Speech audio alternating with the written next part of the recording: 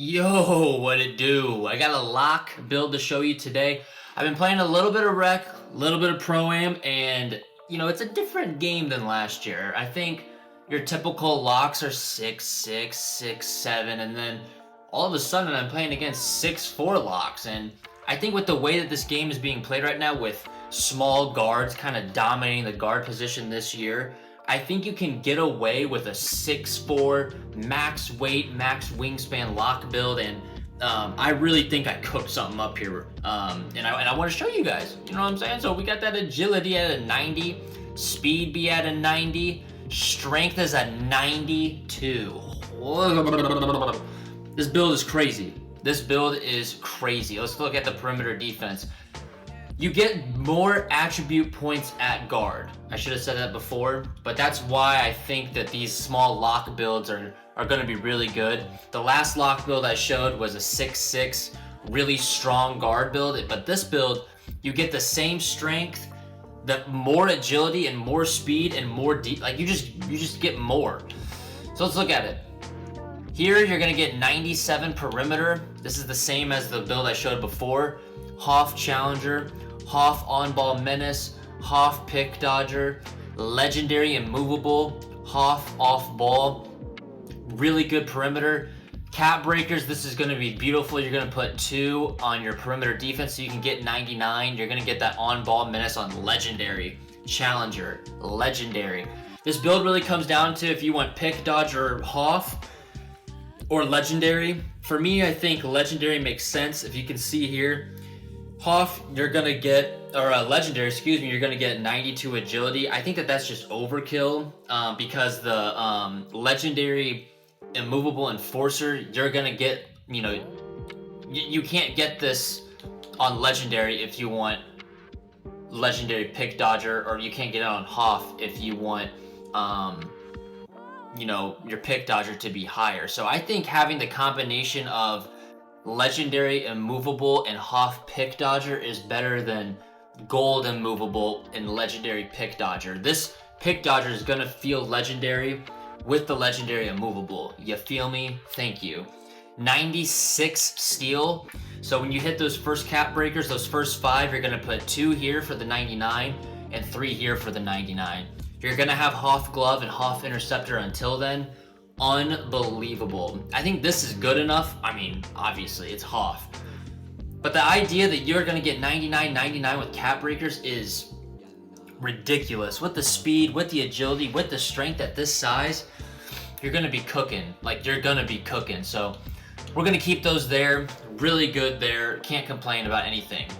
68 blocks so you can get the high flying denier. I don't know how this is really going to feel at this height with your vertical, but this is only 2 inches shorter than the lock I showed previously. And it's pretty much the same rebounding, 60 rebounding, so you can get box out beast and rebound chaser bronze. Just so, like I said before, you stop the guard from driving, you're gonna get the board over him still with the long wingspan. Keep in mind that when you're a lockdown build, the guards you're going against are going to be smaller than you still. They're not probably going to do a whole lot of driving, in my opinion, and you're just so strong, so good in the interior still with the 62. You're 6'4", so I don't think there's a reason to put this up at all. Well, you can't even get post lockdown or anything, so I would keep it like this. Obviously, I understand that you want more interior as a lock, but you're really wanting to just defend the perimeter. You're doing that with this build to the highest and fullest ability. 3, we're going to put at an 87. This is going to get you the shifty shooter on silver. You're going to get limitless range on bronze, set shot specialist on silver, and deadeye on silver. One of these 2 badges is always being triggered. So having them both on the highest thing possible is good. Because your cap breakers, in my opinion, should be spent on steal and perimeter. There's no reason to go less wingspan to get either of these badges any higher, just because I think as a lock, you're not going to be shooting that much. And especially once you get patty base, you're not going to feel closeouts with the deadeye. You're going to be fine shooting, I think, with these numbers. And for me personally, I have the free throw up really high. because this is going to be a build that we use in Pro-Am. So I'm going to put this at a 99 just because why not? It's cheap. Free throws are a little difficult this year in my opinion, so just being able to go to the line and just, it doesn't even matter what your release is. You know, you're just gonna get good releases, good free throws to fall. Pass accuracy is gonna be at a 65. You know, you're gonna get your break starter bronze and your dimer on bronze as well. You could go higher to like a 71 if you want dimer silver, but being a lock, like you're not gonna touch the ball a ton, and when you do, you're gonna be shooting. So, you know, 65 is pretty solid. You know what I'm saying? You're a lock, you're not trying to make plays. You know, if you need to pass out of the corner, you're gonna be able to pass out of the corner. If you need to pass out of the hash, you're gonna be able to pass out of the hash. Pretty self-explanatory there. For whatever reason, you're gonna get lightning launch on silver. Like, you're gonna be able to dribble a little bit. Locks in general this year, the only way that they really change what you do is you're gonna be able to dribble, which I don't know how much better that is, because number one, it does take away a lot of attribute points that you wish that you could spend elsewhere. You know, those attribute points could easily be used for higher interior.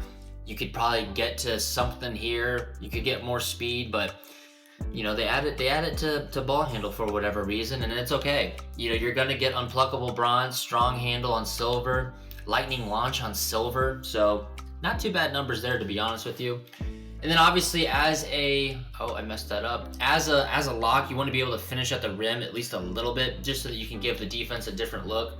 So you're gonna have a 60 driving dunk here, and then you're gonna have a maxed out standing dunk here. This is just so that you can have the ability to backdoor, to get as many dunk packages as possible.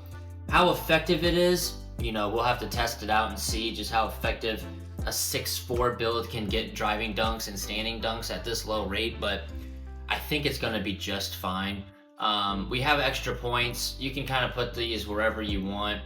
Let me see where exactly I put them. You can get a max 3 if you want, and then maybe a little extra block for 70. That's probably what I would do. So you're gonna have an 88 3, 70 block when it's all said and done with the build. And I'm gonna be honest, numbers wise, best lock build in the game in my opinion. Unbelievable stats to be 6'4". Last year I posted a 6'4" lock, but you couldn't get your strength that high. This year, you can be 6'4", still have really high agility, really high speed, and really high strength. I think this build is unbelievable. There's not much that I would change with this build. Obviously, it comes down to what exactly you want to be able to do defensively. The Derek White comparison and Caruso comparison couldn't be more true for this build. I think it's really like a Drew Holiday build too. A 3-and-D 2 guard is what you get. Really, really good build. Really, really solid build. You're going to be able to guard anything and everything on the perimeter, and that's what you're trying to do as a perimeter lock. You're going to be able to guard at the highest level is really what it comes down to. Some comments on the last lock build that I posted wanted to see, you know, a build that has high steal and higher perimeter, and that's what I got you here. This build's really good now, and it's going to be even better once you can get the cap breakers on that steal and perimeter. If you want to change this build at all, let me know in the comments exactly what you would change. I really don't think I would change anything.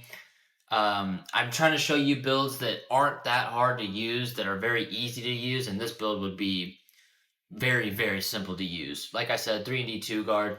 Comment below what you would change, if anything. Leave a like if you like this build at all. I might make this build, to be honest with you. I run point guard when I'm running with 5, so you know, it's going to be tough for me to like go out of my way to make this, but this build just looks so good. And sub up if you're new. We're grinding this year. I've posted a lot of build videos just because I'm seeing some crappy builds, man. Some people just make really bad builds. So subscribe if you want to see some solid builds. I do my best to not show you a build that I wouldn't use myself.